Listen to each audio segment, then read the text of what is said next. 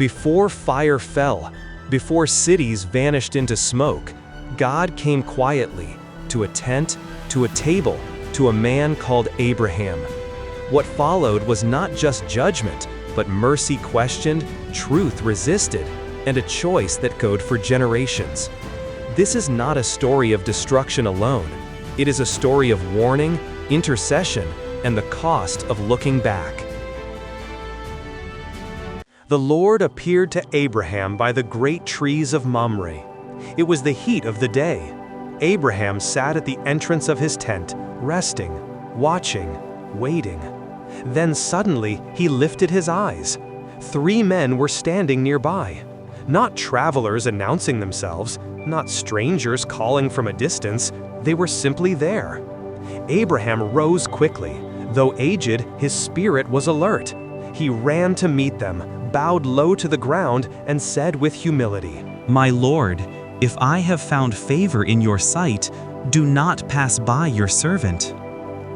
He offered water to wash their feet, rest beneath the tree, food to strengthen them for the journey. They agreed, and Abraham hurried. He entered the tent and said to Sarah, "Quickly prepare fine flour, knead it, and bake bread." He ran to the herd, chose a tender calf, and gave it to a servant to prepare at once. Milk, curds, fresh bread, prepared with care. Abraham stood nearby as they ate, not knowing yet that he was serving heaven itself. Then one of them spoke. "Where is Sarah, your wife?" Abraham answered, "She is there, in the tent." and the visitors said words that cut through time itself. "I will surely return to you at this time next year, and Sarah, your wife, shall have a son." Sarah was listening from within the tent. She was old, worn by years, long past the age of childbearing. She laughed quietly to herself, not with joy, but with disbelief. "After I am worn out, and my Lord is old, shall I now have this pleasure?" Then the Lord said to Abraham, Why did Sarah laugh?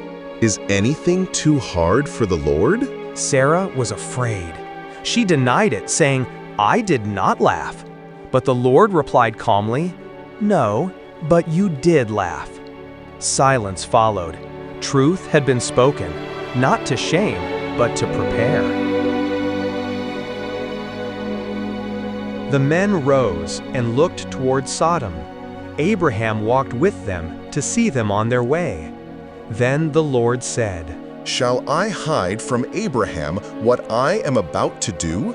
God spoke of Abraham's calling, of the nation that would come from him, of righteousness and justice. Then he revealed the burden of his heart.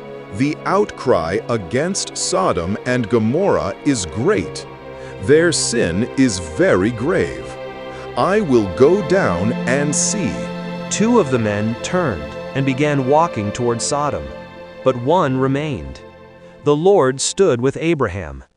Abraham stepped forward, carefully, humbly, yet boldly. "Will you indeed sweep away the righteous with the wicked?" He spoke not as a judge, but as an intercessor.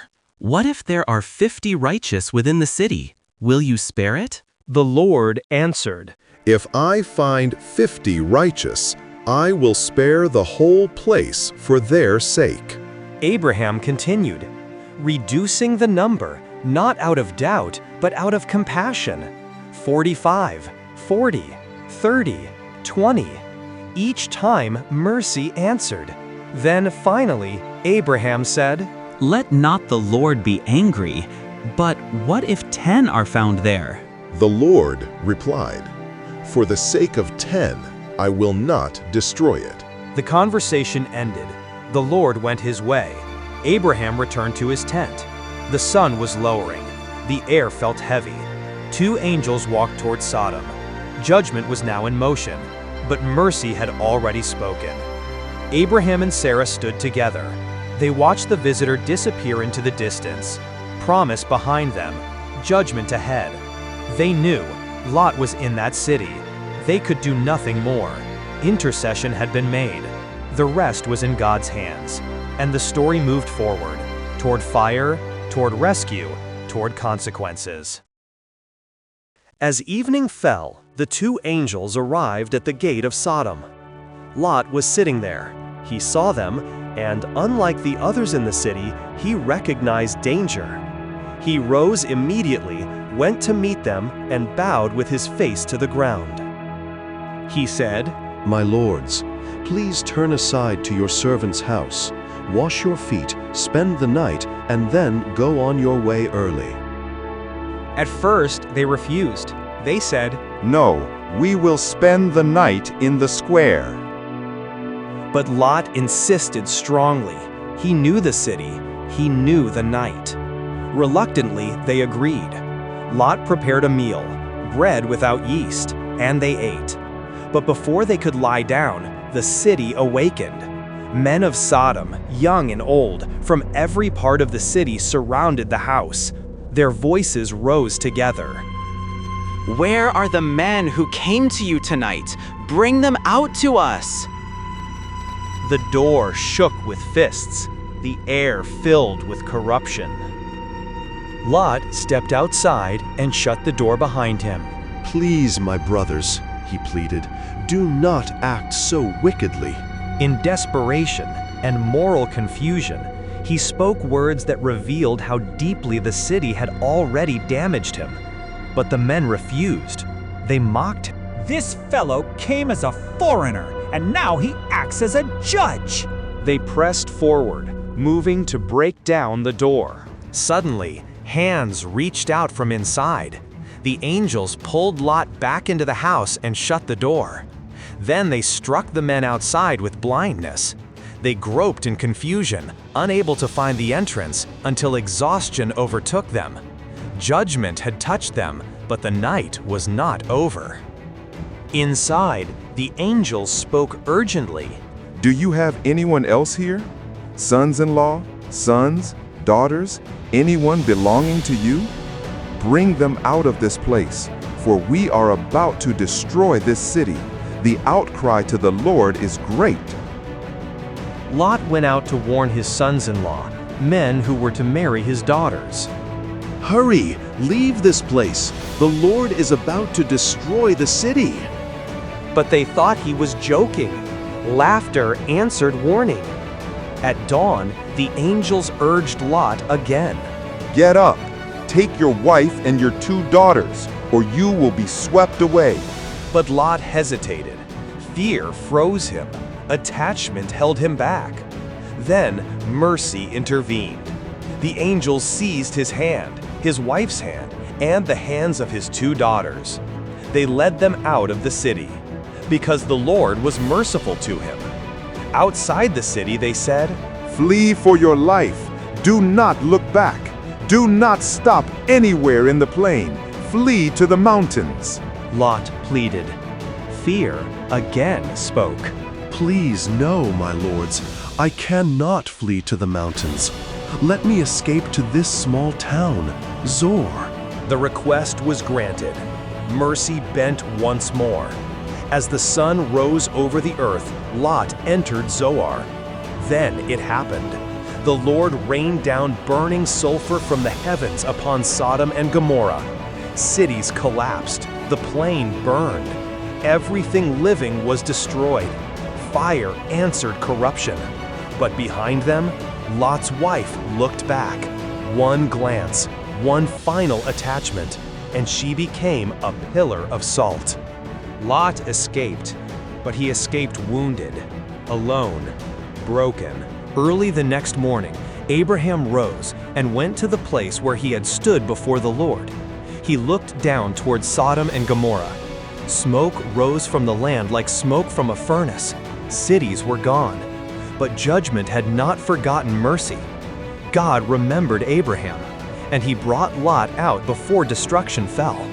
The promised line remained intact, the covenant stood, and the story moved forward, toward consequence, toward legacy, toward the long shadow of choice.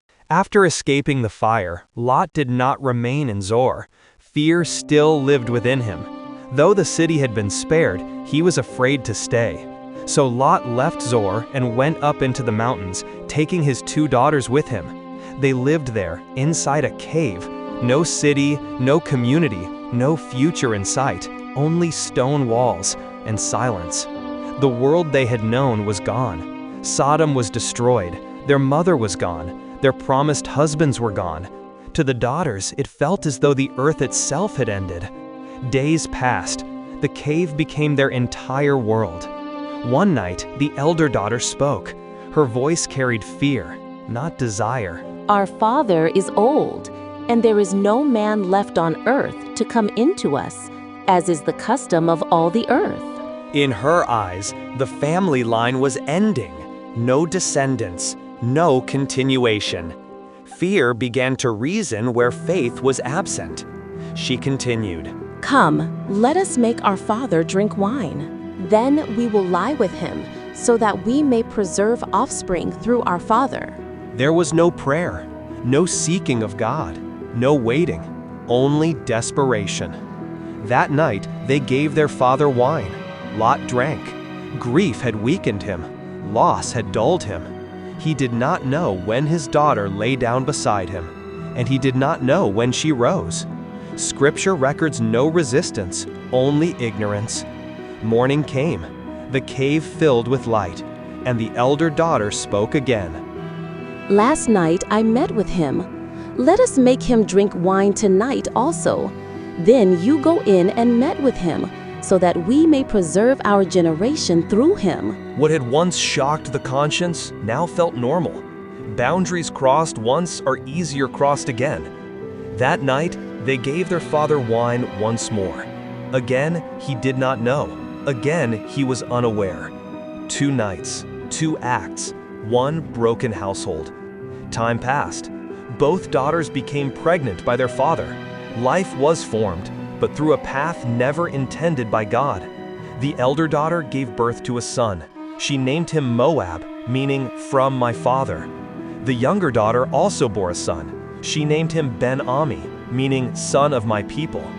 Names that told the truth, names that carried shame. From these children came nations, the Moabites, the Ammonites, nations born not from promise but from fear, not from faith but from isolation. They would later become adversaries to the people of Israel.